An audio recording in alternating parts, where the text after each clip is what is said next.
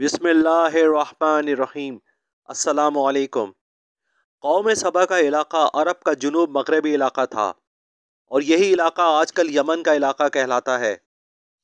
सबा दरअसल एक शख्स का नाम था जिसके 10 बेटे थे। बाद में यही 10 कबीले बन गए।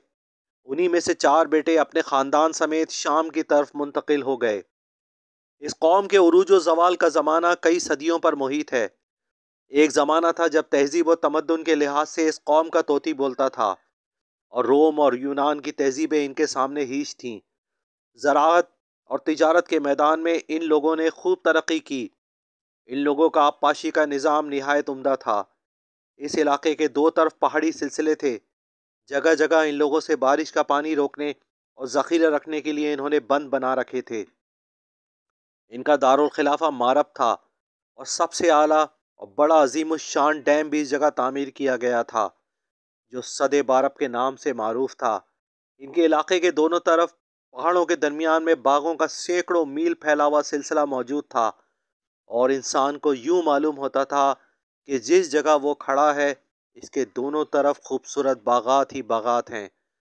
बारिशों के लिहाज से इलाका कुछ इतना जरखेज नहीं था, मगर इन लोगों के निज़ाम में आबपाशी की उम्दगी की वजह से मुल्क के अंदर 300 मुरब्बा मील का इलाका जन्नत नज़ीर बन गया था, जिसमें अनवा व अक़साम के फलों के दरख्त भी थे जिनकी खुशबू से ये पूरी ज़मीन मुअत्तर रहती थी और खेती भी खूब पैदा होती थी। अंदरूने मुल्क फलों के बुलंद व बाला दरख्तों के जंगल थे और उनसे मीठी मीठी खुशबू तमाम फ़ज़ा को मुअत्तर बना के रखती थी और इनकी खुशबू हर सू फैली रहती थी। और जब हवा चलती थी तो इस खुशबू से सब लोग लुत्फ़ अंदोज़ होते थे। मारब के पहाड़ी इलाके में गुंजान दरख्तों के दरमियान हुक्मरानों के महलात भी वाक़े थे। गर्ज के अल्लाह ताला ने इन पर अपनी नवाजिशों की बारिशें कर रखी थीं। फिर जब ये कौम अपनी खुशहाली में मस्त होकर रह गई और दुनिया के मालो दौलत और इसकी दिल फरेबियों में मुस्तग़रक़ होकर अपने मालिक हकीकी को यकसर भुला बैठी, तो अल्लाह ताला ने उनकी तरफ अम्बिया मबऊस फरमाए। कहते हैं वक्तन फ़वक्तन इनकी तरफ 13 अम्बिया कराम मबूस हुए थे, लेकिन ये बदमश कौम उन्होंने यही समझा कि इनकी माशी तरक्की और ज़रई तरक्की का असल सबब तो हम खुद हैं और हमारा निज़ाम आबपाशी या हमारी जहानत और मेहनत है, इसमें अल्लाह ताला के इनामात का क्या दखल है। तो उन्होंने अम्बिया कराम की दावतों को रद्द कर दिया। अल्लाह ताला ने उन्हें संभलने की काफ़ी मोहलत अता की, लेकिन उन्होंने इससे भी कुछ फ़ायदा ना उठाया। लेकिन अल्लाह ताला की इन तमाम नेमतों का शुक्र अदा करने के बजाय वो इस हद तक आगे बढ़ गए थे कि रिस्क की बेहुरमती भी करने लगे थे।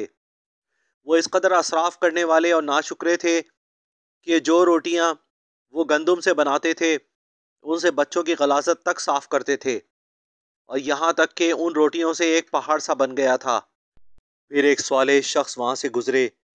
उन्होंने एक औरत को देखा जो रोटी के साथ बच्चे की गलाजत साफ कर रही थी।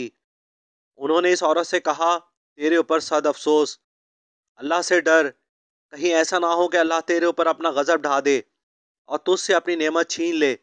उस औरत ने जवाब में मजाक उड़ाया और मगरूराना अंदाज में कहा, जाओ जाओ, गोया कि मुझे भूख से डरा रहे हो।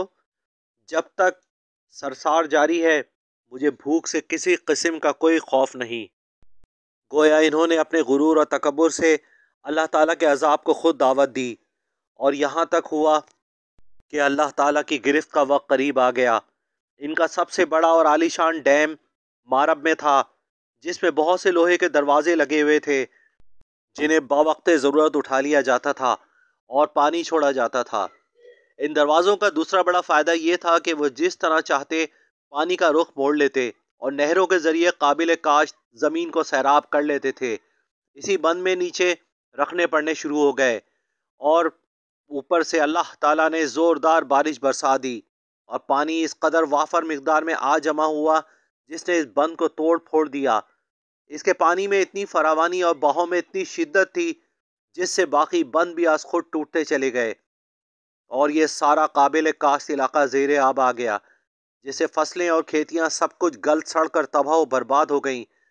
जब कुछ मुद्दत बाद ज़मीन खुश्क हुई तो पूरे आबपाशी के निज़ाम की तबाही के बायस इस सरजमीन में कोई चीज़ भी बाकी ना बची।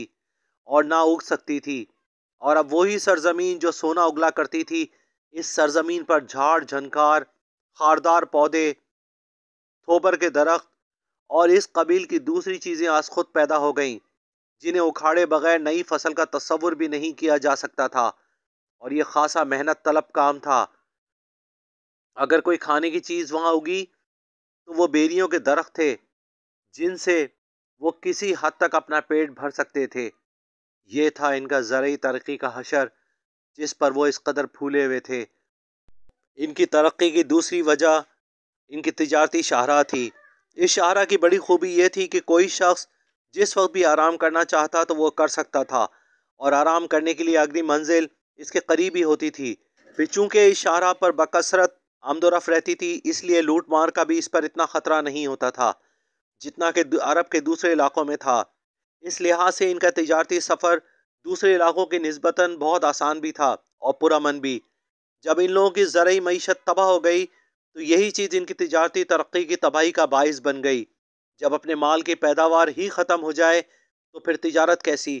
اگر بیرون ملک کی چیزیں ہی خریدی جائیں اور بیرون ملک ہی بیچی جائیں تو ان سے آخر کتنا منافع ہو سکتا ہے؟ اور اس کا دوسرا نتیجہ یہ ہوا کہ وہ کثیر آبادیاں جو اس شاہراہ کے کنارے آباد تھیں، وہاں سے اٹھ کر دوسرے مقامات کی طرف چلی گئیں، کیونکہ ان کی معیشت کا انحصار بھی زیادہ تر انہی تجارتی قافلوں کی اشیاء خوردنی کی خرید و فروخت پر تھا۔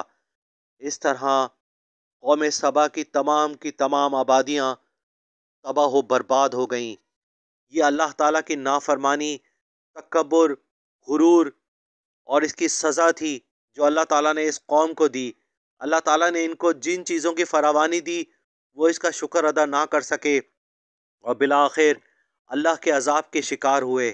اللہ تعالیٰ ہم سب کو ان تمام ناشکریوں سے محفوظ فرمائے اور اللہ رب العالمین ہم سب کو شکر گزار بندہ بنائے، آمین یا رب العالمین۔ میری آج کی ویڈیو اگر آپ کو پسند آئی ہو تو چینل کو سبسکرائب کر لیجئے، بیل آئیکن کو کلک کر دیجئے تاکہ آنے والی ویڈیوز آپ تک پہنچ سکیں۔ ویڈیو کو لائک کرنا اور دوستوں کے ساتھ شیئر کرنا نہ بھولیں۔ جزاک اللہ۔ ملتے ہیں اگلی ویڈیو میں۔ اللہ حافظ۔